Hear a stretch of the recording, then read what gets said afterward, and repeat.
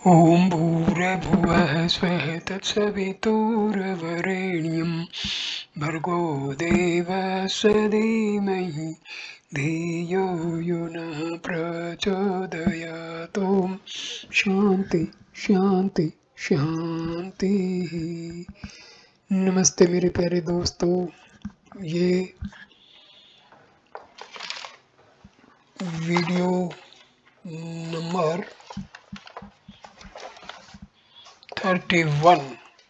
31वां video है महर्षि रामना से बातचीत का।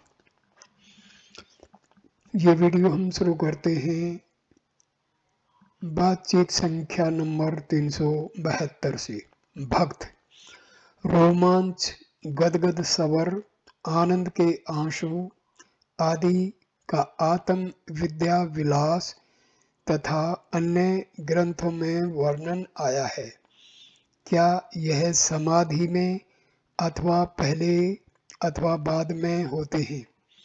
मैंने कल ही आत्म विद्या विलास पर वीडियो बनाया है। महर्षि, यह सब मन की अत्यंत सूक्ष्म वृत्तियों के लक्षण हैं। बिना द्वैत के यह नहीं रह सकते। समाधि पूर्ण शांति की अवस्था है जहाँ इनके लिए कोई स्थान नहीं। समाधि से बाहर आने पर उस अवस्था की स्मृति से यह लक्षण उदय होते हैं। भक्ति मार्ग में यह समाधि से पहले होते हैं। भक्त, क्या ज्ञान मार्ग में वे इस प्रकार नहीं हैं? महर्षि, संभव है। इस विषय में कुछ निश्चितता नहीं है। यह व्यक्तिगत स्वभाव पर निर्भर है। व्यक्तित्व के पूर्णतया नष्ट होने पर यह लक्षण नहीं रह सकते। यदि व्यक्तित्व का तनिक भी लेस होगा, यह लक्षण प्रकट होंगे। मानिक वचागर तथा अन्य संतों ने इन लक्षणों का वर्णन किया है। उनके अनुसार अश्रुधारा स्वतः ही बिना रुके प्रवाहित होती रहती है। अश्रुओं का भान होते हुए भी वे उनको रोक नहीं सकते।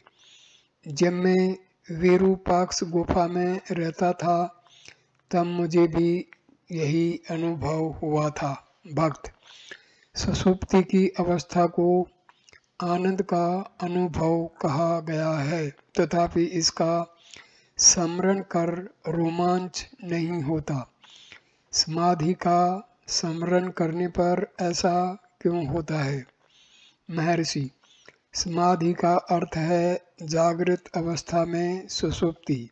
जागृत सुषुप्ति आनंद अत्यधिक है तथा अनुभव बहुत स्पष्ट होता है, जबकि सुषुप्ति में यह भिन्न होता है। भक्त, क्या हम ऐसा कह सकते हैं कि सुषुप्ति में न दुख है और न सुख, अर्थात अनुभव निषेधक है न निश्चयात्मक? महर्षि, किंतु स्मृति निश्चयात्मक है। मैं आनंद से सोया, मनुष्य कहता है, इसे निश्चय होता है कि सुषुप्ति में आनंद का अनुभव था। भक्त, क्या केवल दुख के अभाव को आनंद कहते हैं अथवा यह कुछ निश्चयात्मक है? महर्षि, यह निश्चयात्मक है। दुख की निवृत्ति तथा आनंद की प्राप्ति एक साथ होती है। भक्त,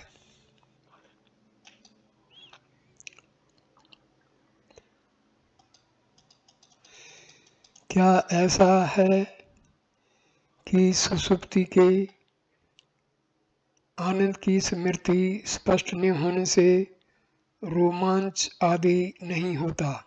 महर्षि, समाधि के अनुभव का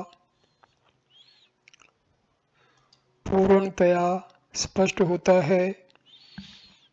समाधि के आनंद का अनुभव पूर्णतया स्पष्ट होता है तथा इसकी स्मृति भी इसी प्रकार होती है, परंतु सुषुप्ति का अनुभव भिन्न प्रकार का है। 28 फरवरी 1937। बातचीत संख्या नंबर 373। हिज हाईनेस महाराजा मैसूर ने प्रातःकाल 9:15 से 9:30 बजे तक श्री भगवान से नवनिर्मित स्नानागार में निजी भेंट की। महाराजा ने श्री भगवान के चरण कमलों में सिर टेककर प्रणाम करते हुए कहा, मुझे श्री भगवान के जीवन चरित्र को पढ़ने का सौभाग्य प्राप्त हुआ है। मैं बहुत समय से उनके दर्शन का इच्छुक था, किंतु मेरी परिस्थितियाँ ऐसी हैं जो इस तरह की आकांक्षाओं की पूर्ति सरलता से नहीं होने देती। अपनी समस्त मर्यादाओं के कारण मैं अन्य शिष्यों की भांति यहाँ ठहर भी नहीं सकता। जो 15 मिनट में यहाँ रहूँगा उसमें केवल आपके अनुग्रह की प्राप्ति के लिए प्रार्थना करूँगा। विदा लेते समय हिज हाईनेस ने श्री भगवान को पूर्ववत प्रणाम किया तथा 2 उत्तम दुशाले कुछ धनराशि कार्यालय को भेंट कर पधार गए। 13 मार्च 1937। बातचीत संख्या नंबर 374। त्रावणकोर के महाराजा ने संध्या के 4:30 से 5:15 बजे तक भेंट की। त्रावणकोर के महाराजा जो महारानी सहित तिरुवन्नमलाई प्रातःकाल 8 बजे की ट्रेन से पधारे थे, 4:15 बजे सायंकाल आश्रम में दर्शन हेतु आई। जिस कक्ष में श्री भगवान विराजमान थे वहां से जनता को बाहर कर दिया गया था। एक दुखजनक भूल के कारण प्रतिदिन आने वाले भक्तों को भी उस भेंट के समय बाहर कर दिया गया था। एक अवकाश प्राप्त जिलाधीश ने राज्य परिवार का श्री भगवान से परिचय कराया। हिज हाईनेस के 2 एडीसी, महाराजा के व्यक्तिगत सचिव, त्रावणकोर राज्य के कुछ अधिकारी तथा मैलापुर के एक वकील उपस्थित थे। चर्चा का प्रारंभ जिलाधीश ने किया, जो मन, ध्यान, साक्षात्कार, सृष्टि का अभिप्राय आदि विशाल विषयों पर चलती रही। महारानी ने अपने संशयों को प्रकट करते हुए कुछ प्रश्न किए, जिन सब का श्री भगवान ने समाधान किया। हिज हाईनेस महाराज ने भी चर्चा में भाग लिया। पूरी वार्ता तमिल तथा मलयालम में हुई। त्रावणकोर राज्य परिवार के आगमन के समय महारानी ने अपनी सुसंस्कृति तथा सजीवता का बहुत अधिक परिचय दिया। उनको मलयालम, तमिल तथा अंग्रेजी भाषाओं का अच्छा अभ्यास था। अधिकतर प्रश्न महारानी ने किए थे। एक प्रश्न था, भक्त सृष्टि का क्या प्रयोजन है? महर्षि, इस प्रश्न को उठाना ही इसका प्रयोजन है।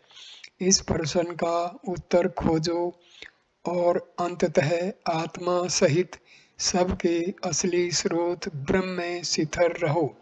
इस खोज की प्रक्रिया का आत्मा अनुसंधान में विलय होगा और खोज तभी समाप्त होगी जबकि अनात्मा विलीन हो जाए एवं शुद्ध एवं दिव्य आत्मा की अनुभूति हो जाए। भक्त, खोज कैसे आरंभ करें? महर्षि, आत्मा सबको स्पष्ट है तथा प्रारंभ भी उसी प्रकार स्पष्ट है। भक्त, प्रगति की जो मेरी अवस्था है उसमें प्रारंभ कहाँ से हो?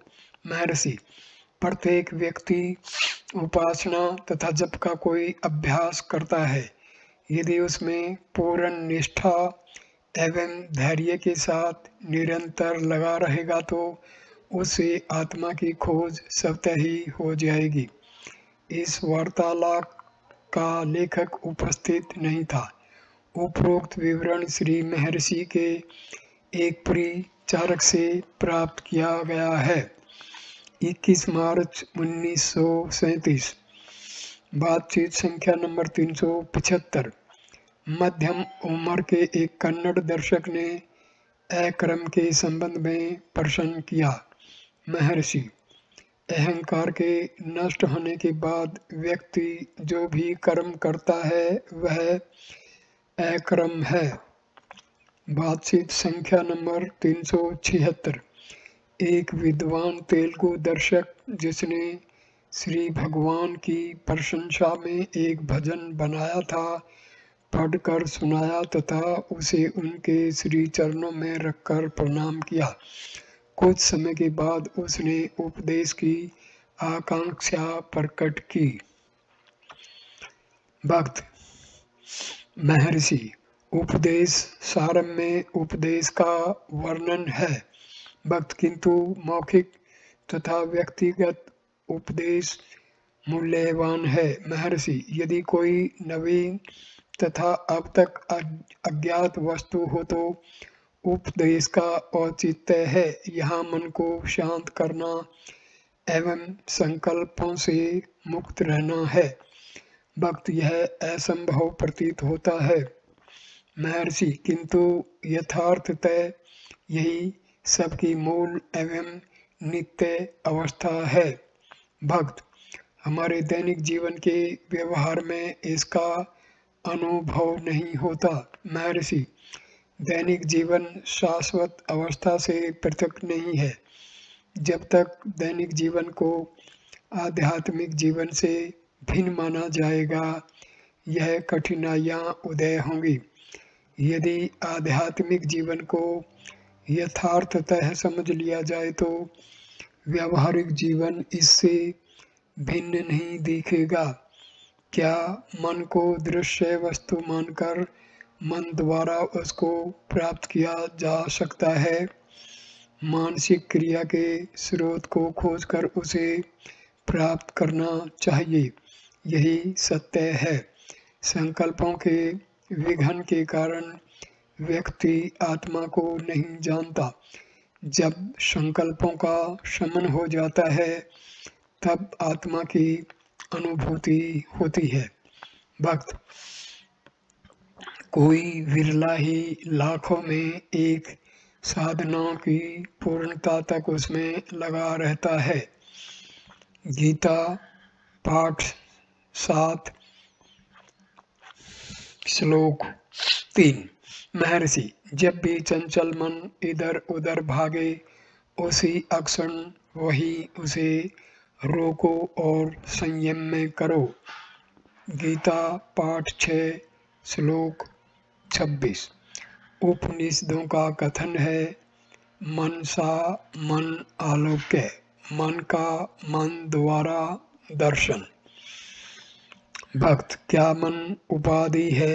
महर्षि, हाँ।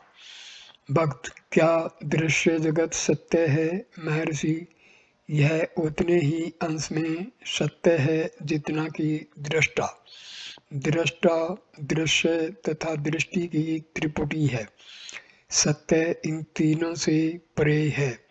यह उदय होते हैं तथा विलीन होते हैं, जबकि सत्य नित्य है।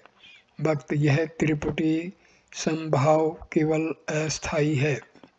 महर्षि, हाँ। यदि सांसारिक कार्यों में भी आत्मा का अनुभव करोगे तो त्रिपुटी का अस्तित्व नहीं दिखेगा। वास्तव में वे आत्मा से पृथक नहीं किए जा सकते हैं और वे एक ही इसमें विद्यमान होंगे। 22 मार्च 1937। बातचीत संख्या नंबर 377। मध्यम आयु के एक आंध्र निवासी दर्शक ने प्रश्न किया, मनुष्य को दिव्य माना गया है, फिर उसे अक्षोभ क्यों होता है? महर्षि, दिव्य तो वास्तविक स्वरूप का सूचक है, अक्षोभ प्रकृति का है। भक्त, अक्षोभों पर विजय कैसे प्राप्त की जाए? महर्षि, स्वयं में विद्यमान दिव्यत्व को अनुभव कर। भक्त, किस प्रकार? महर्षि, अभ्यास से। भक्त, किस प्रकार का अभ्यास? महर्षि, ध्यान। भक्त, ध्यान करते समय मन शिथिल नहीं होता? महर्षि, यह अभ्यास से ठीक हो जाएगा। भक्त, मन को शिथिल किस प्रकार करें?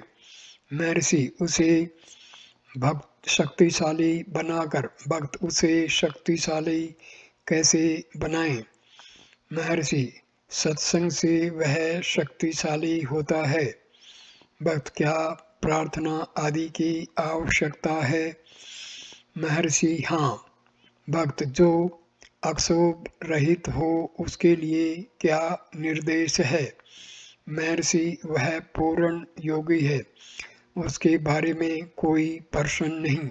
भक्त, लोग भूकंप, अकाल आदि विपदाओं के उदाहरण देकर ईश्वर का खंडन करते हैं, हम उनके इस तर्क का कैसे समाधान करें?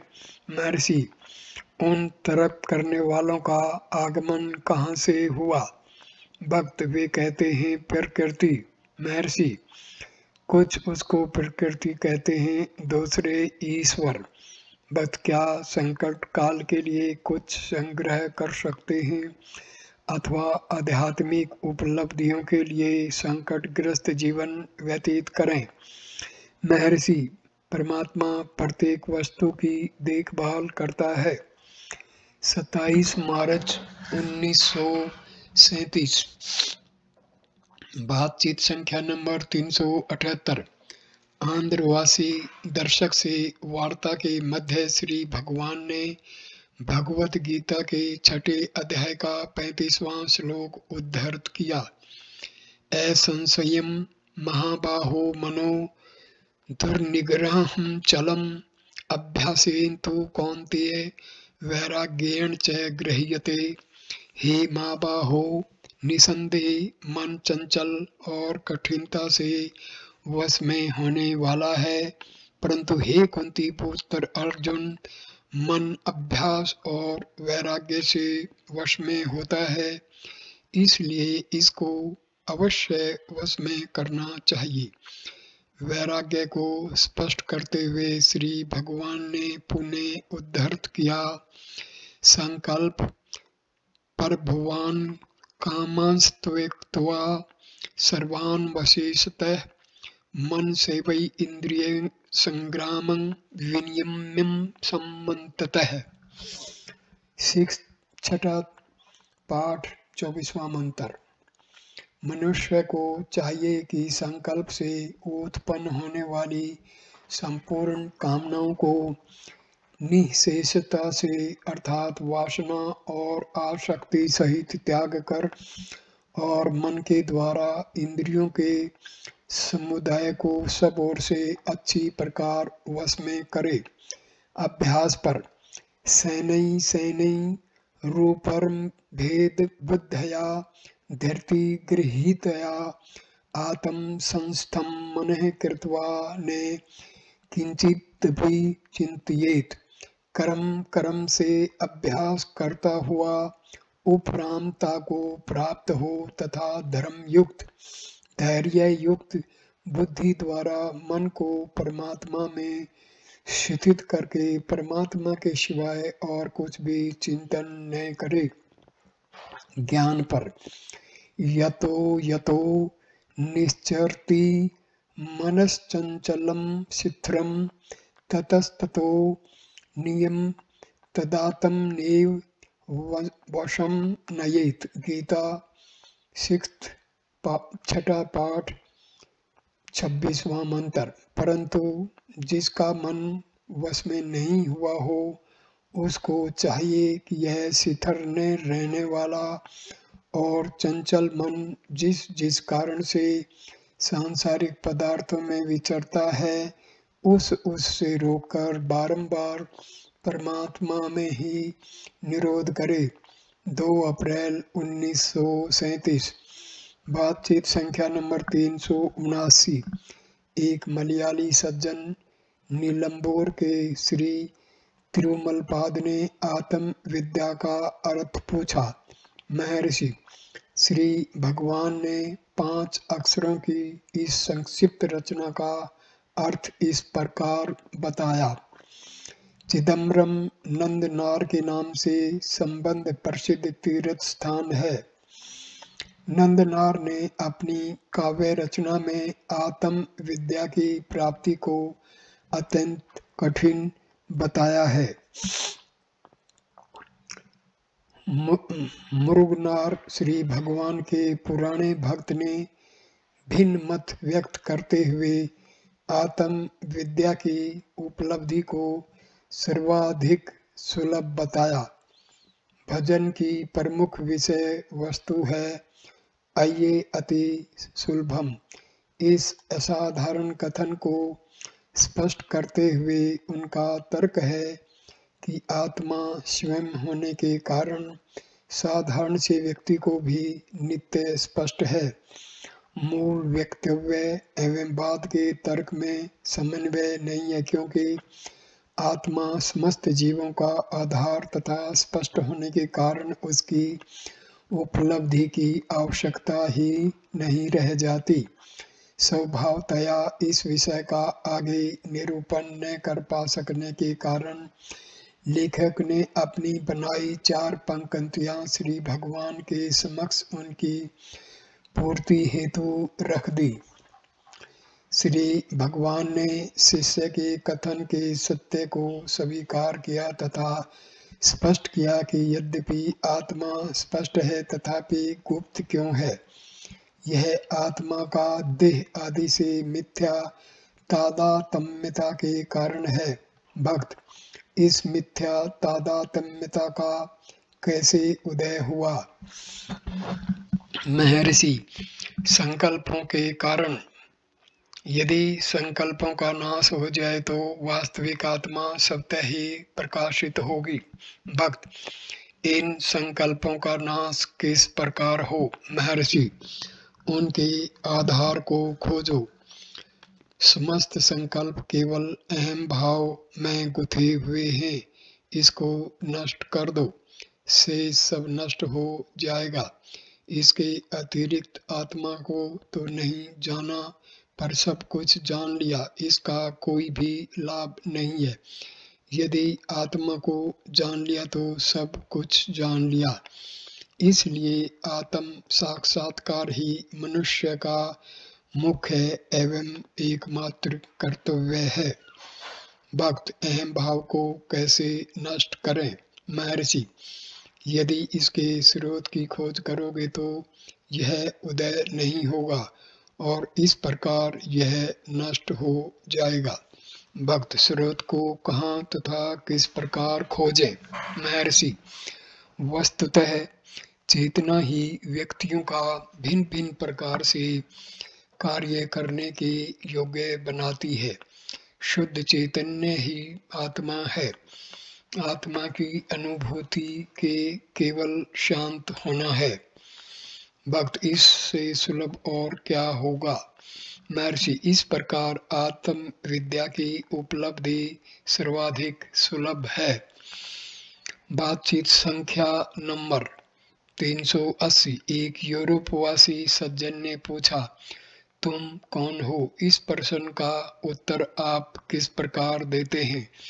महर्षि, स्वयं से प्रश्न करो, मैं कौन हूँ। भक्त, कृपा कर मुझे बताएं, आपने इसका अनुभव किस प्रकार किया। मैं स्वयं यह मालूम नहीं कर पाऊंगा।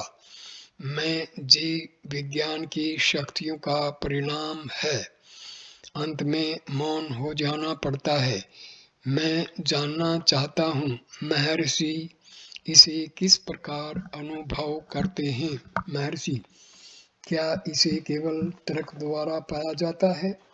वैज्ञानिक विश्लेषण बुद्धि के कारण होता है।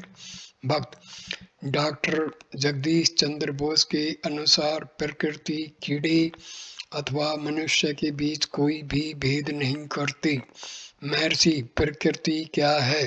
भक्त, यह वह है जिसका अस्तित्व है। महर्षि, अस्तित्व को तुम कैसे जानते हो? भक्त, अपनी इंद्रियों द्वारा। महर्षि, अपनी से तात्पर्य है तुम्हारा अस्तित्व, परंतु तुम दूसरे के अस्तित्व के बारे में कह रहे हो। अपनी इंद्रियां कहने के लिए तुम्हारा होना आवश्यक है। बिना मैं के मेरा नहीं हो सकता। भक्त, मैं एक साधारण जीव हूँ, आप महान गुरु हैं। मैं आपसे पूछने के लिए आया हूँ, यह अस्तित्व क्या वस्तु है? अस्तित्व शब्द में कोई विशेष महत्व नहीं है। उसका अस्तित्व है, मेरा अस्तित्व है, दूसरों का अस्तित्व है, उससे क्या?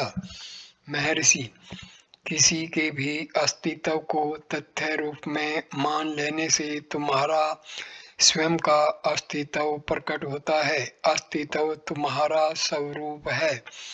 भक्त, किसी भी वस्तु के अस्तित्व के होने में क्या आश्चर्य है? महर्षि, अपने स्वयं के अस्तित्व की अपेक्षा अन्य वस्तु के अस्तित्व का ज्ञान तुम्हें कैसे होता है? भक्त, किसी वस्तु के अस्तित्व के होने में क्या नई बात है? मैं आपकी पुस्तक में पढ़ता हूँ कि जीव को अपने आप से यह प्रश्न पूछना चाहिए कि मैं कौन हूँ। मैं आपसे पूछना चाहता हूँ, आप कौन हैं? मेरा अपना उत्तर मेरे पास है। यदि दूसरा भी यही कहे और लाखों व्यक्ति भी ये ऐसा ही कहें तो आत्मा की संभावना होती है। मैं प्रश्न का स्पष्ट उत्तर चाहता हूँ, केवल शब्द जाल नहीं। महर्षि, इस प्रकार तुम केवल उत्तम संभावनाओं के अक्षेत्र में ही भ्रमण कर रहे हो। भक्त, हाँ, निश्चयात्मक कुछ भी नहीं है। ईश्वर भी पूर्ण निश्चिंतता से प्रमाणित नहीं किया जा सकता। महर्षि, अभी ईश्वर को रहने दो, तुम क्या हो? भक्त, मैं आत्मा की पुष्टि चाहता हूँ। महर्षि, तुम दूसरों से पुष्टि करना चाहते हो। यद्यपि प्रत्येक व्यक्ति को तुम कहकर संबोधित किया जाता है, वह स्वयं को मैं कहता है। पुष्टि केवल मैं से है, तुम कुछ भी नहीं है, सब मैं के अंतर्गत है। आत्मा को स्वीकार करने के पश्चात ही अन्य का जानना संभव है। दृष्टा के बिना अन्य का अस्तित्व नहीं है। भक्त, इसमें कुछ नया नहीं है। जब मैं सर सीवी रमन के साथ था तब उन्होंने मुझे बताया था कि गंध का सिद्धांत उनके प्रकाश के सिद्धांत के आधार पर सिद्ध किया जा सकता है। अब गंध को रसायन शास्त्र के आधार पर सिद्ध करना आवश्यक नहीं रहा। अब इसमें कुछ नया है, यह प्रगति है। जब मैं यह कहता हूँ कि उन समस्त व्यक्तियों में जो अब मैं सुन रहा हूँ कुछ नया नहीं है, मेरा यही अभिप्राय है। महर्षि, मैं कभी नया नहीं है, यह अनादि से वही है। भक्त, क्या आपका आशय यह है कि कुछ प्रगति नहीं है? महर्षि, प्रगति बहिर्मुख मन की अनुभूति है। मन को अंतर्मुख कर आत्मा खोज लेने पर सब कुछ शांत रहता है। भक्त, वैज्ञानिक विषयों का क्या होता है? महर्षि, वे सब आत्मा में लीन हो जाते हैं। आत्मा उनकी पूर्णता है। संध्या के 5 बज गए थे। श्री भगवान कक्ष से चल दिए तथा वह सज्जन स्टेशन के लिए रवाना हो गया। बातचीत संख्या नंबर 381। बंगाली इंजीनियर श्री बोस ने आत्म विद्या के अंतिम श्लोक का आशय पूछा। श्री भगवान ने निम्न प्रकार स्पष्ट किया, महर्षि, जगत प्रतीत होता है, अनुभूति केवल दिखावटी है। इसको रहने के लिए स्थान तथा प्रकाश की आवश्यकता है। मन के उदय होने के साथ ही स्थान तथा प्रकाश उदय होता है। इस प्रकार भौतिक स्थिति तथा प्रकाश मानसिक स्थिति तथा प्रकाश का अंश है। मन भी पूर्ण नहीं है क्योंकि उसका उदय तथा अस्त होता रहता है। मन का अधिष्ठान आत्मा है जो प्रत्यक्ष है, अर्थात इसका अस्तित्व तथा स्वप्रकाश स्पष्ट है। यह पूर्ण चैतन्य है जो सुषुप्ति, जागृत तथा स्वप्न में निरंतर विद्यमान रहता है। संसार में नानात्व है जो मन का कार्य है। मन प्रतिबिंबित प्रकाश से प्रकाशित होता है, अर्थात आत्मा के प्रतिबिंबित प्रकाश से जिस प्रकार चलचित्र का दर्शन कृत्रिम प्रकाश में ही संभव है, न कि प्रखर ज्योति अथवा घने अंधकार में, उसी प्रकार जगत के दृश्य पदार्थ अविद्या के अंधकार के माध्यम से आत्मा से प्रतिबिंबित प्रकाश में दृष्टि गोचर होते हैं। जगत ने तो शुद्ध अज्ञान जैसे सुषुप्ति में अथवा आत्म साक्षात्कार के शुद्ध प्रकाश में दृष्टि गोचर हो सकता है। अविद्या ही नानात्व का कारण है। इंजीनियर ने कहा, मैं केवल बुद्धि द्वारा समझा हूँ। महर्षि, कारण यह है कि अभी जागृत अवस्था में जब तुम वाद विवाद कर रहे हो तब तुम बुद्धि की पकड़ में हो। बाद में यह कहा गया कि साक्षात्कार करने के लिए अनुग्रह की आवश्यकता है। इंजीनियर ने जिज्ञासा की कि अनुग्रह किस प्रकार प्राप्त हो सकता है। महर्षि, अनुग्रह आत्मा ही है। अज्ञान के कारण अनुग्रह व्यक्त नहीं है। श्रद्धा द्वारा यह प्रकट होगा। श्रद्धा, अनुग्रह, प्रकाश, जीवात्मा सब आत्मा के पर्याय हैं। 5 अप्रैल 1937। बातचीत संख्या नंबर 382। शांत प्रतीत होने वाले किंतु दर्शन के एक विद्वान एक तेलुगु सज्जन ने मनोलय के संबंध में जिज्ञासा की। उन महाशय के हाथ में जो उपदेश सार की प्रति थी उसकी ओर संकेत करते हुए श्री भगवान ने कहा, इसमें सब कुछ है। भक्त, मन क्या है? महर्षि, देखो यह क्या है? भक्त, मन संकल्प विकल्प करता है। महर्षि, किसके संकल्प? भक्त, संकल्प मन का स्वभाव है। महर्षि, किसका संकल्प? भक्त, बाहरी दृश्यों का। महर्षि, ऐसा ही है। क्या वह तुम्हारा स्वरूप है? भक्त, वह मन का है। महर्षि, तुम्हारा स्वरूप क्या है? भक्त, शुद्ध चैतन्य। महर्षि, फिर तुम संकल्प आदि की क्यों चिंता करते हो? भक्त, यह स्वीकार किया जाता है कि मन चंचल तथा अस्थिर है। महर्षि, वहीं पर यह भी लिखा है कि मन को अंतर्मुख कर आत्मा में विलीन करना है। अभ्यास निरंतर तथा लंबे समय तक करना आवश्यक है जब तक कि मन आत्मा में पूर्णतया विलीन न हो जाए। भक्त, मैं इसके लिए प्रसाद चाहता हूँ। महर्षि, प्रसाद तुम्हारे पास सदैव ही है। तुमको केवल इतना ही करना है कि तुम स्वयं को बहिर्मुखी मन से संयुक्त न कर आत्मा होकर रहो, यही प्रसाद है। उक्त सज्जन प्रणाम कर विदा हुए। बातचीत संख्या नंबर 383। स्वामी लोकेशानंद, एक सन्यासी ने श्री भगवान से पूछा, क्या जीवन मुक्त के लिए भी प्रारब्ध है? महर्षि, प्रश्न करता कौन है? प्रश्न कहाँ से निकला? क्या जीवन मुक्त प्रश्न कर रहा है? भक्त, नहीं, मैं अभी तक मुक्त नहीं हुआ। महर्षि, तब जीवन मुक्त को अपने लिए प्रश्न क्यों नहीं करने देते? भक्त, संशय तो मेरा है। महर्षि, ठीक है, संशय अज्ञानी को होते हैं, ज्ञानी को नहीं। भक्त, अजातवाद, किसी भी नवीन वस्तु की उत्पत्ति नहीं होती के समर्थन में श्री भगवान के स्पष्टीकरण निर्दोष हैं, किंतु क्या यह अन्य सिद्धांत वालों को भी स्वीकार हैं?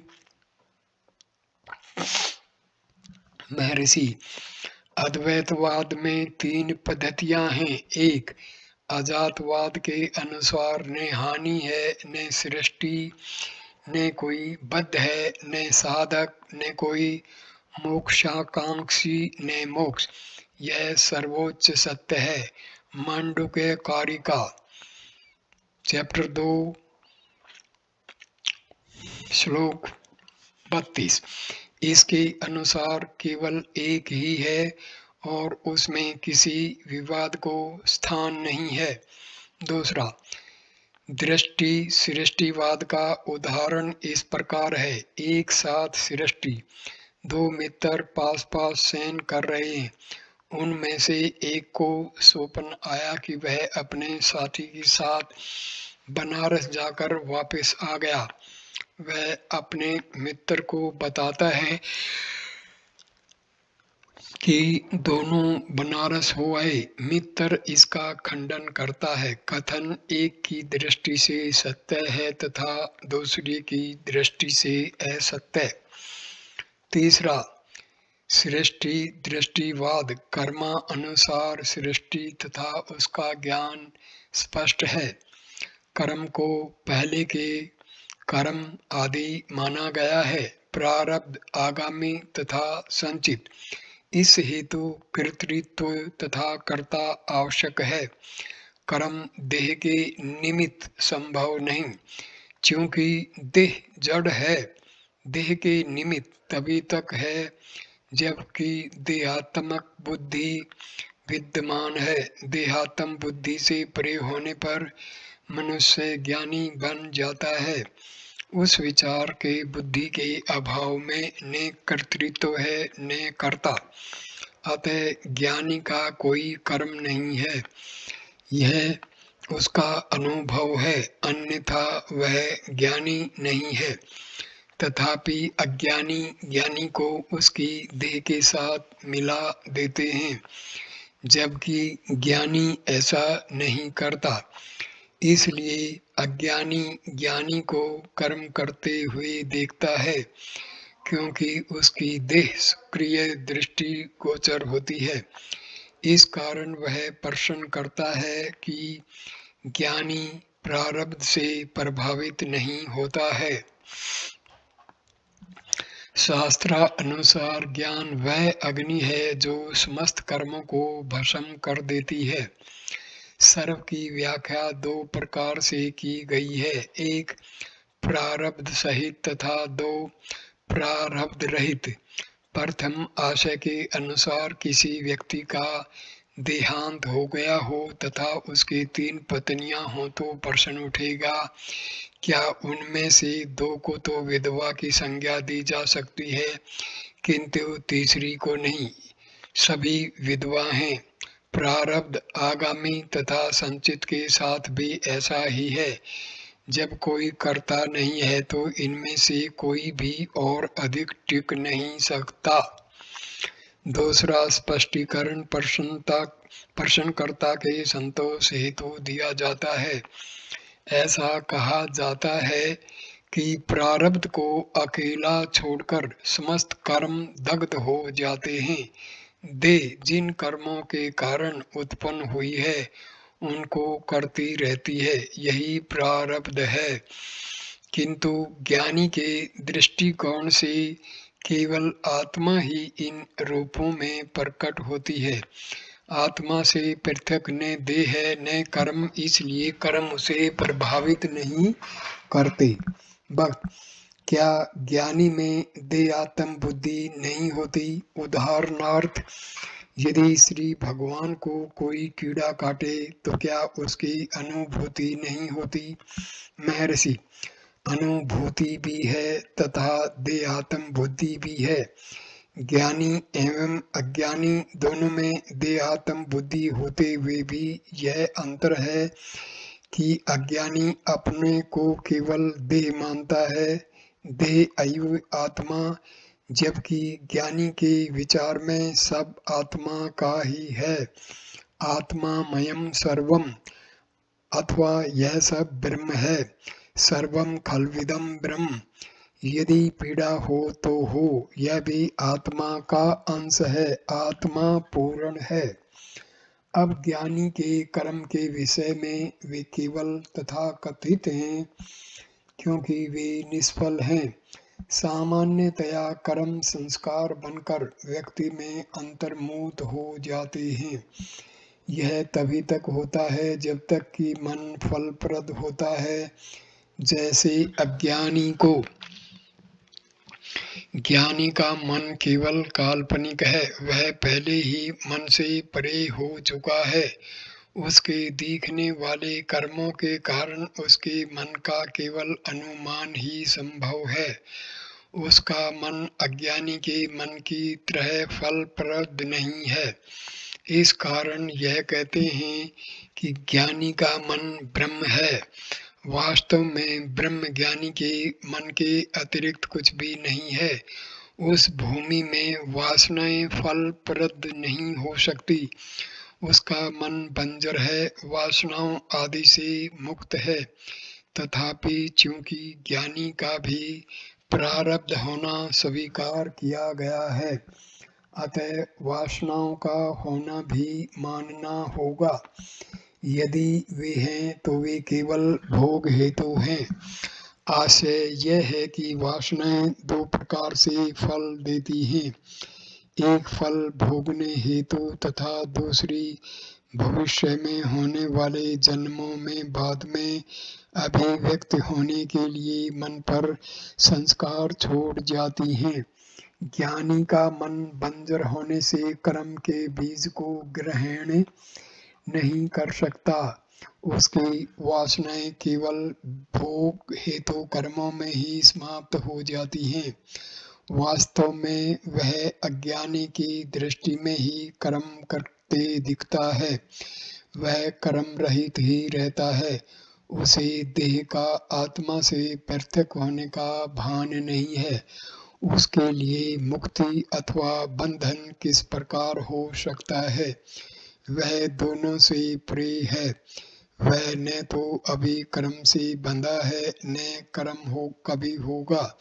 उसके अनुसार न कोई जीवन मुक्त है, न विदेह मुक्त।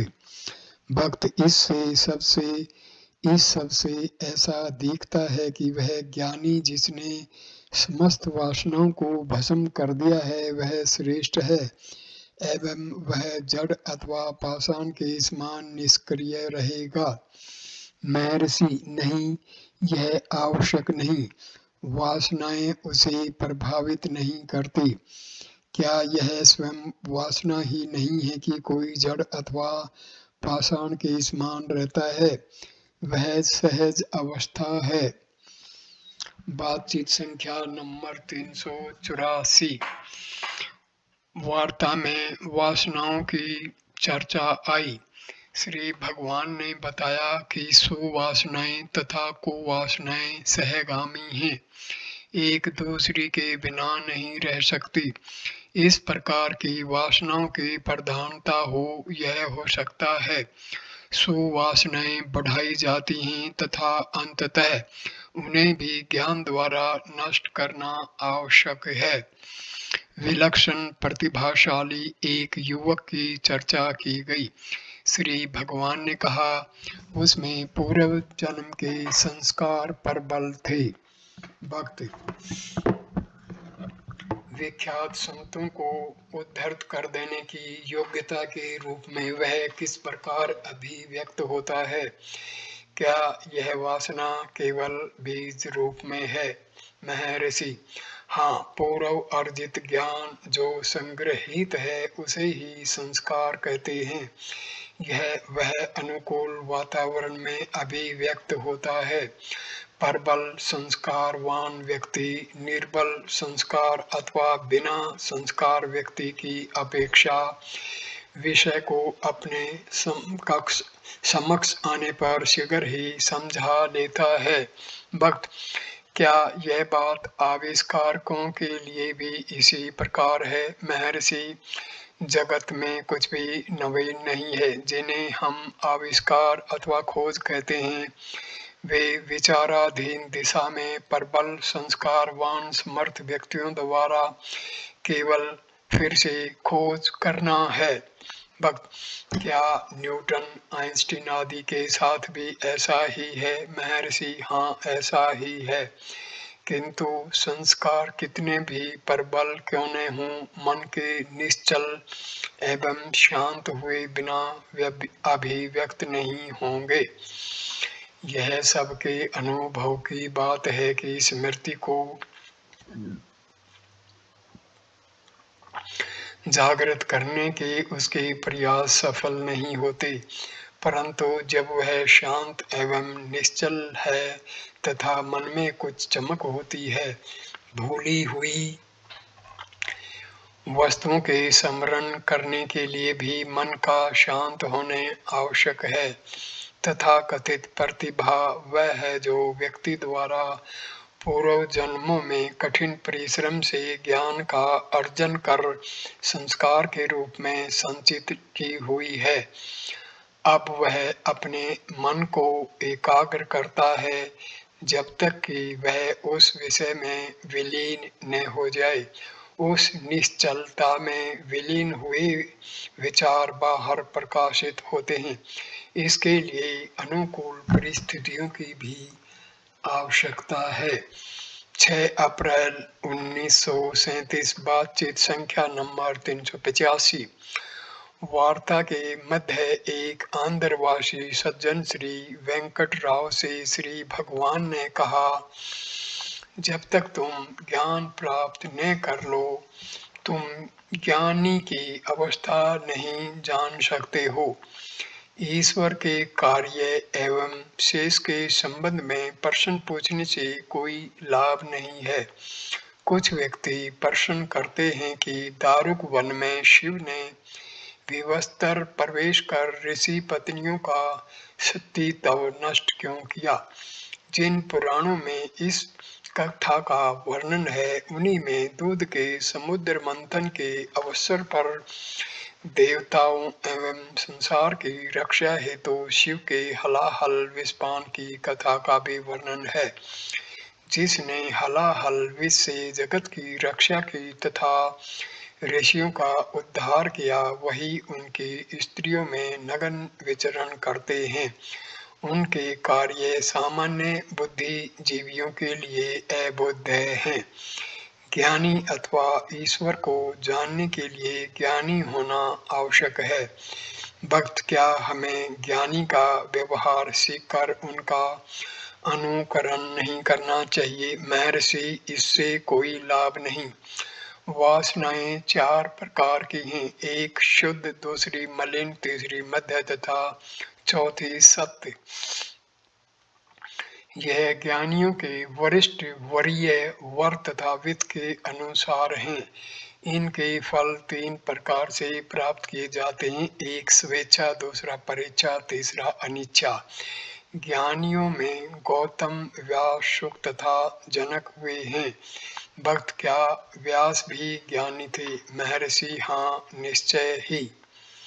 भक्त, तब फिर स्नान करती हुई दिव्य लोक की सुंदरियों ने व्यास के अपने सामने उपस्थित होने पर वस्त्र क्यों धारण कर लिए, जबकि शुक के आगमन पर ऐसा नहीं किया। महर्षि, उन्हीं व्यास ने शुक को जनक के पास उपदेश प्राप्त करने हेतु भेजा था। जनक ने शुक की परीक्षा की तथा अंततः व्यास की महानता से संतुष्ट होकर शुक ने वहां से प्रस्थान किया। भक्त, क्या ज्ञान तथा अरुधा तमिल शब्द एक ही हैं? महर्षि, ऐसा ही है। भक्त, भक्ति तथा ज्ञान में क्या संबंध है? महर्षि, शाश्वत अखंड सहज अवस्था ज्ञान है। क्या इसमें आत्मा प्रेम ध्वनित नहीं होता? क्या यह भक्ति नहीं है? भक्त, मूर्ति पूजा उत्तम प्रतीत नहीं होती। इस्लाम धर्मावलंबी निराकार परमात्मा की उपासना करते हैं। महर्षि, उनकी ईश्वर की कल्पना क्या है? भक्त, जैसे सर्वव्यापिता आदि। महर्षि, तब क्या ईश्वर गुणों से युक्त नहीं है? आकार केवल एक प्रकार का गुण है। बिना किसी भावना के कोई ईश्वरारोप न कर ही नहीं सकता। किसी भावना से ईश्वर के सगुण होने का आधार बनता है। इसके अतिरिक्त ईश्वर के साकार अथवा निराकार होने की बहस से क्या लाभ? यह मालूम करो कि तुम्हारा कोई आकार है, तभी तुम ईश्वर को समझ पाओगे। भक्त, मैं स्वीकार करता हूँ मेरा कोई आकार नहीं है। महर्षि, ठीक, सुषुप्ति में तुम्हारा कोई आकार नहीं है, किंतु जागृति में तुम स्वयं की एक आकार से तादात्म्यता कर लेते हो। देखो तुम्हारी वास्तविक अवस्था कौन सी है। खोज से वह अवस्था आकार रहित प्रतीत होगी। यदि तुम अपने ज्ञान द्वारा अपने आत्मा को निराकार जान लेते हो, तो क्या तुमको ईश्वर को भी उतना ही ज्ञानी मानकर उसे आकार रहित नहीं मान लेना चाहिए? भक्त, किंतु ईश्वर के लिए जगत है। महर्षि, जगत कैसे भाषित होता है, हम कैसे हैं, यह जान लेने पर तुम ईश्वर को जानोगे। तुम जानोगे कि वह शिव है अथवा विष्णु है अथवा अन्य कोई अथवा समस्त एक साथ। भक्त, क्या वैकुंठ परम पद में है? महर्षि, यदि वैकुंठ अथवा परम पद तुम में नहीं है तो फिर कहाँ है? भक्त, वैकुंठ आदि अनिच्छा से भाषित होते हैं। महर्षि, क्या यह जगत स्वतः भाषित होता है? प्रश्नकर्ता ने कोई उत्तर नहीं दिया। महर्षि, प्रत्यक्ष मैं आत्मा की उपेक्षा कर अनात्मा की खोज करता फिरता है, कितना अयुक्त है। भक्त, यह सांख्य योग है।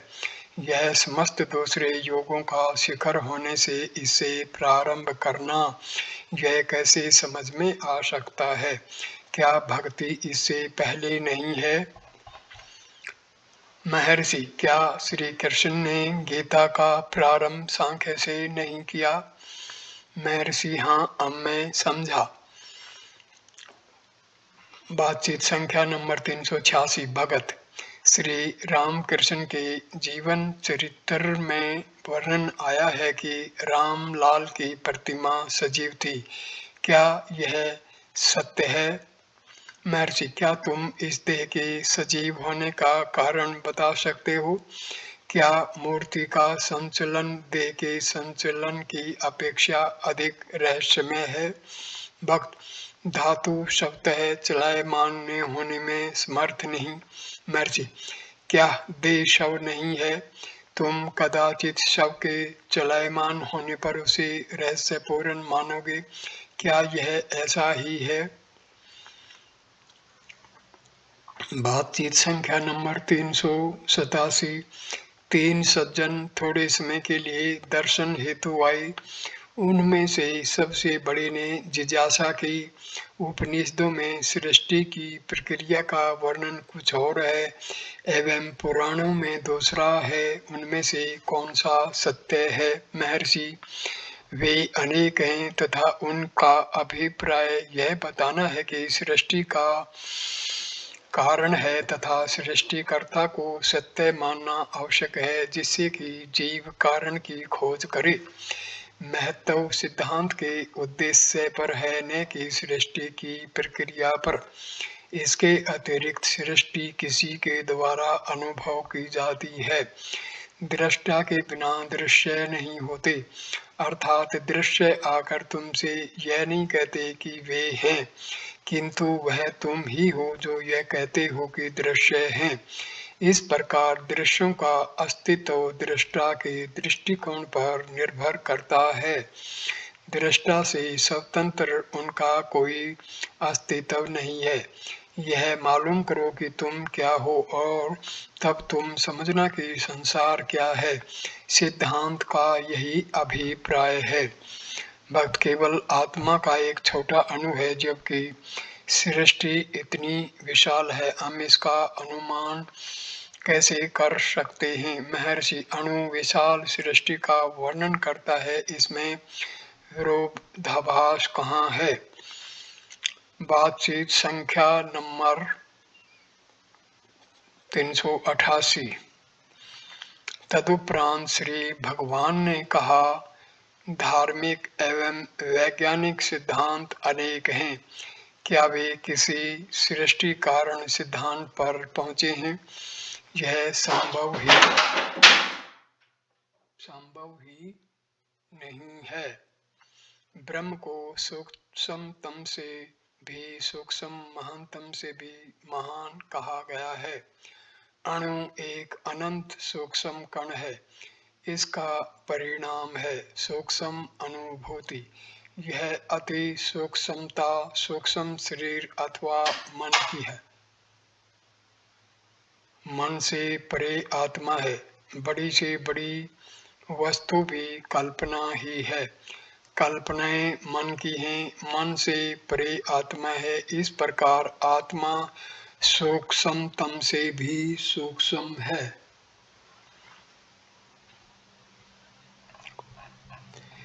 सृष्टि के उत्पन्न होने के कितने भी सिद्धांत हों, उन सब का विस्तार बाहर ही है। इनका कोई सीमा नहीं है, क्योंकि देश एवं काल असीमित हैं, तथापि वे केवल मन में हैं। मन को देखो, देश एवं काल से परे हो जाओ और आत्मा की अनुभूति होगी। सृष्टि की उत्पत्ति का वर्णन वैज्ञानिक ढंग से अथवा तर्कपूर्वक अपने निज के संतोष के लिए किया जाता है, परंतु क्या इसके बारे में कोई अंतिम निष्कर्ष है? इस प्रकार के सिद्धांत कर्म सृष्टि कहे गए हैं। इसके विपरीत दृष्टि सृष्टि को युगपद सृष्टि कहा गया है। दृष्टा के बिना दृश्य नहीं दिखते हैं। दृष्टा को जान लो, सृष्टि उसमें समाविष्ट है। बाहर क्यों देखते हो और बाहरी दृश्यों को वर्णन करते रहते हो, जिनका कोई अंत नहीं है। बातचीत संख्या नंबर 389। श्री भगवान को भेंट प्रेजेंट्स के संबंध में वे कहने लगे, वे भेंट क्यों लाते हैं? क्या मुझे उनकी इच्छा है? मेरे अस्वीकार करने पर भी वे मुझे आग्रह पूर्वक भेंट अर्पित करते हैं। किसके लिए? यदि मैं उन्हें स्वीकार कर लूं तो मुझे उनकी इच्छाओं के समक्ष झुकना होगा। यह मछली को पकड़ने के लिए उसे दाना देने के समान है। क्या मछली मार मछली को भोजन कराने का इच्छुक है? वास्तव में वह मछली से ही भोजन प्राप्त करने का इच्छुक है। एक सन्यासी स्वामी लोकेशानंद ने पूछा, ज्ञान तथा विज्ञान से क्या आशय है? महर्षि, संदर्भ के अनुसार इन शब्दों के अर्थ भिन्न हो सकते हैं। ज्ञान का मतलब सामान्य ज्ञान अथवा शुद्ध चैतन्य। विज्ञान का मतलब विशेष ज्ञान, विशेष। नंबर 1 सांसारिक सापेक्ष ज्ञान भी हो सकता है। दूसरा अनुभवातीत आत्म साक्षात्कार। विशेष हेतु मन की आवश्यकता है। यह पूर्ण चैतन्य की शुद्धता का रूप भेद करता है। इस प्रकार विज्ञान बुद्धि तथा उसके कोश अर्थात सापेक्ष ज्ञान का निरूपण करता है। उस स्थिति में ज्ञान सामान्य है जो भिन्न ज्ञान वृत्तियां, विज्ञान, संज्ञान, प्रज्ञान, अज्ञान, मति धरती में निरंतर हैं। संदर्भ ऐत्रेयोपनिषद 3 अध्याय अथवा ज्ञान परोक्ष है तथा विज्ञान अपरोक्ष है।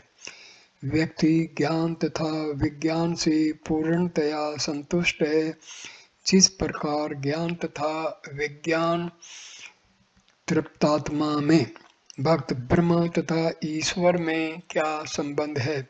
महर्षि ब्रह्म को जगत के संदर्भ में ईश्वर कहा जाता है। भक्त जिस प्रकार श्री रामकृष्ण परमहंस ईश्वर से बातें करते थे, क्या उस प्रकार बातें करना संभव है? महर्षि जब हम एक दूसरे से वार्ता कर सकते हैं तो हम ईश्वर से उसी प्रकार बात क्यों नहीं कर सकते? भक्त फिर हमारे साथ ऐसा क्यों नहीं होता? भक्त महर्षि इसके लिए मन की शुद्धता एवं शक्ति तथा ध्यान का अभ्यास आवश्यक है। भक्त उपरोक्त अवस्थाएं होने पर क्या ईश्वर प्रकट होता है? महर्षि ऐसी अभिव्यक्ति उतनी ही सत्य है जितनी कि तुम्हारी स्वयं की सत्यता। दूसरे शब्दों में जब तुम स्वयं को देह मानते हो, जैसे जागृति में तुम स्थूल पदार्थ देखते हो, जब सूक्ष्म शरीर अथवा मानसिक स्तर पर रहते हो, जैसे स्वप्न में तुम वैसे ही सूक्ष्म पदार्थ देखते हो। देह से तादात्म्यता के अभाव में जैसे सुषुप्ति में तुम कुछ भी नहीं देखते। जो दृश्य देखते हैं उनका संबंध दृष्टा की अवस्था से है। ईश्वर के दर्शनों के संबंध में भी ऐसा ही है। पर्याप्त अभ्यास के बाद ईश्वर का आकार जिस पर ध्यान किया जाता है स्वप्न में दिखता है तथा बाद में जागृत में भी दिख सकता है। भक्त क्या ईश्वर साक्षात्कार की यही अवस्था है? महर्षि वर्षों पूर्व जो एक घटना हुई उसे सुनो। नामदेवक नामक एक संत हुए हैं। वे विठोबा के दर्शन, उनके साथ वार्ता एवं क्रीड़ा उसी प्रकार करते थे जिस प्रकार हम आपस में एक दूसरे से करते हैं। वे अपना अधिकतर समय मंदिर में विठोबा के साथ खेलने में व्यतीत किया करते थे। एक अवसर पर बहुत से संत एकत्रित हुए, जिनमें अत्यंत प्रसिद्ध एवं श्रेष्ठ महात्मा ज्ञानदेव भी थे। ज्ञानदेव ने संत गोरा कुम्हार को उनकी पकी मिट्टी के पात्र की परीक्षा करने की योग्यता के आधार पर आगंतुक संतों की पकी हुई मिट्टी के परीक्षण का निर्देश दिया। विनोद के भाव से गोरा कुम्हार ने अपनी छड़ी प्रत्येक के सर पर जैसे परीक्षण कर रहे हों कोमलता पूर्वक लगाई। जब वे नामदेव के समीप आए तो उन्होंने क्रुद्ध होकर विरोध प्रकट किया। सब व्यक्ति हंसने लगे तथा व्यंग करने लगे।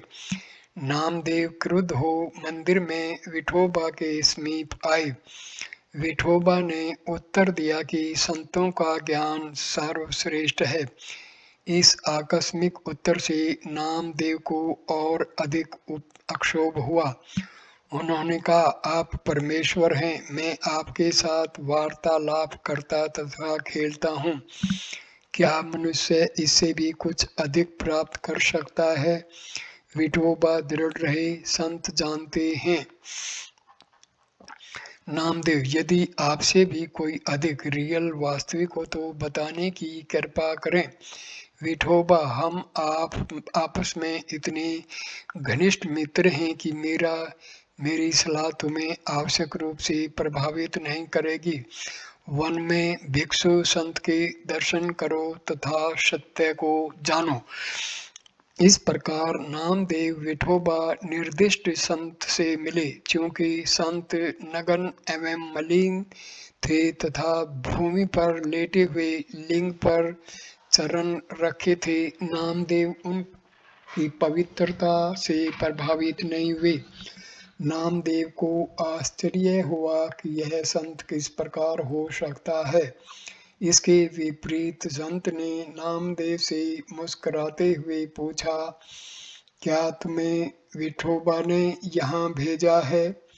नामदेव को इससे बहुत आश्चर्य हुआ तथा उनमें संत की महानता के प्रति अधिक आस्था उत्पन्न हुई। इसलिए नामदेव ने पूछा, आपको संत कहा जाता है, फिर आप लिंग को क्यों अपवित्र कर रहे हो? संत ने उत्तर दिया, वास्तव में मैं इतना वृद्ध तथा दुर्बल हूँ कि उचित कार्य कर नहीं पाता। कृपया मेरे पैरों को उठाकर ऐसी जगह रख दें जहाँ लिंग न हो। तदनुसार नामदेव ने संत के चरण उठाकर अन्य स्थान पर टिका दिया, किंतु उनके नीचे भी लिंग था। जहाँ पर भी चरण रखे गए वहाँ उसी में तुरंत नीचे से लिंग प्रकट हुआ। अंत में नामदेव ने उनके चरण स्वयं अपने ऊपर रख लिए तो वे भी लिंग बन गए। तब नामदेव को यह बोध हुआ कि परमात्मा सर्वव्यापी है तथा इस सत्य को जानकर वे वहां से विदा हुए। घर आकर वे कई दिन तक देव मंदिर नहीं गए। अब विठोबा ने स्वयं उनके घर जाकर उनसे पूछा कि अब वे देव मंदिर में परमेश्वर के दर्शन करने क्यों नहीं जाते? नामदेव का उत्तर था, क्या कोई स्थान ऐसा है जहाँ परमेश्वर न हो? कथा का आशय स्पष्ट है। ईश्वर के दर्शनों का स्थान आत्म साक्षात्कार की भूमिका से नीचे है। बातचीत संख्या नंबर 390। भक्त, जब मैं श्री भगवान की पुस्तकों का अध्ययन करता हूँ तो मुझे ज्ञात होता है कि साक्षात्कार की एक पद्धति अनुसंधान है। महर्षि, हाँ, वह विचार है। भक्त, वह कैसे किया जाए? महर्षि, प्रश्नकर्ता को अपनी आत्मा का अस्तित्व स्वीकार करना होगा। मैं हूँ ही साक्षात्कार है। साक्षात्कार की अवस्था तक निरंतर साधनारत रहना ही विचार है। विचार तथा साक्षात्कार एक ही हैं। भक्त, यह भ्रांति जनक है। मैं ध्यान किस पर करूं? महर्षि, ध्यान हेतु किसी दृश्य की आवश्यकता है, जबकि विचार में दृष्टा ही दृश्य नहीं, दृष्टा ही है, दृश्य नहीं। विचार और ध्यान में यही अंतर है। भक्त, क्या साक्षात्कार की प्रभावशाली प्रक्रिया में ध्यान नहीं है? महर्षि, एक दृश्य पर एकाग्र होना ध्यान है। इसका उद्देश्य विभिन्न विचारों का निवारण कर मन को एक विचार पर टिकाना है और उसका भी साक्षात्कार से पूर्व लोप होना अत्यंत आवश्यक है। किंतु साक्षात्कार कोई नवीन वस्तु उपलब्ध करना नहीं है, यह पहले से ही है, किंतु संकल्पों के पर्दे से बाधित है। हमारे समस्त साधनों का उद्देश्य इस पर्दे को हटाना है, तब साक्षात्कार प्रकट होता है। यदि वास्तविक जिज्ञासा को ध्यान का परामर्श दिया जाता है तो अनेक परामर्श से संतुष्ट होकर जा सकते हैं, किंतु उनमें से कुछ व्यक्ति उलटकर प्रश्न कर सकते हैं, क्या किसी दृश्य पर ध्यान करने वाला मैं कौन हूँ?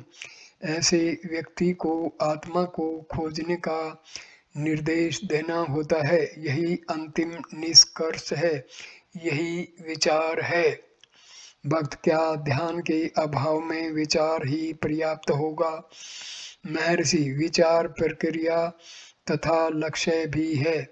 मैं हूँ लक्ष्य है तथा अंतिम सत्य भी। प्रयास सहित इस पर टिकना ही विचार है। जब यह स्वतः तथा स्वाभाविक हो, यह साक्षात्कार है। बातचीत संख्या नंबर 391।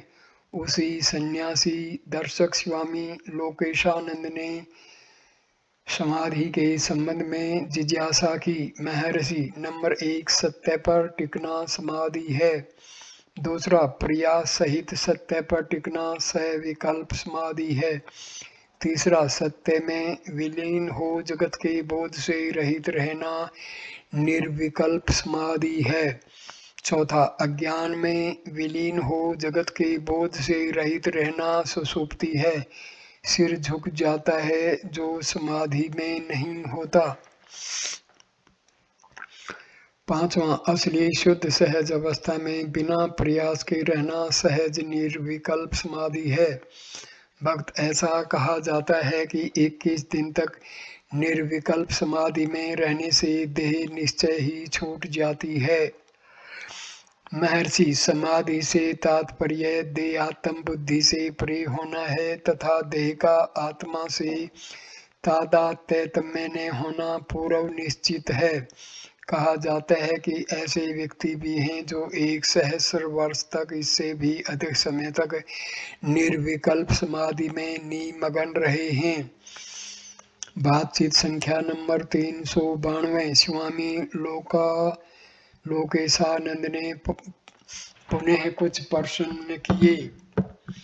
भक्त, ऐसा मत है कि साक्षात्कार से पूर्व कुंडलिनी को जगाना आवश्यक है तथा उसकी जागृति देह को उष्णता प्रदान करती है। क्या ऐसा ही है? महर्षि, योगी उसे कुंडलिनी शक्ति कहते हैं। यही भक्तों की भगवताकार वृत्ति तथा ज्ञानियों की ब्रह्माकार वृत्ति है। यह साक्षात्कार की प्रारंभिक आवश्यक अवस्था है। जो संवेदना उत्पन्न होती है उसे उष्ण कह सकते हैं। भक्त, कुंडलिनी को सर्प के आकार का कहते हैं, किंतु वृत्तियां ऐसी नहीं हो सकती।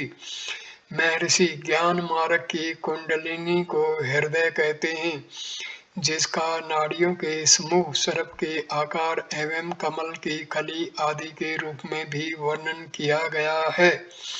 भक्त, क्या यह हृदय वही है जो शारीरिक हृदय है? महर्षि, नहीं। श्री रमण गीता में इसको मैं भाव का मूल निर्धारित किया गया है। भक्त, परंतु मैंने पढ़ा है यह वृक्ष के दाहिनी ओर है। महर्षि, इस सब का आशय भावना को बल प्रदान करना है। षड चक्कर तथा अनेक आंतरिक तथा बाह्य लक्ष्यों के संबंध में पुस्तकें हैं। हृदय का विवरण भी अनेक लक्ष्यों में से एक है, परंतु यह आवश्यक नहीं है। यह केवल मैं भाव का स्रोत है, यही अंतिम सत्य है। भक्त, क्या हम इसे अंतःकरणों का स्रोत मान सकते हैं? महर्षि, अंतःकरणों का वर्गीकरण 5 में किया गया है। नंबर 1 ज्ञान, नंबर 2 मन, नंबर 3 बुद्धि, नंबर 4 चित्त तथा नंबर 5 अहंकार। कुछ के अनुसार केवल बाद के 4 हैं, कुछ के मत से केवल 2 हैं, मन तथा अहंकार। और भी मत हैं कि अंतःकरण केवल एक है जिसकी विभिन्न क्रियाएं उसे विभिन्न रूपों में भाषित कराती हैं और इसलिए उसके भिन्न नाम हैं। इस प्रकार हृदय अंतःकरणों का स्रोत है।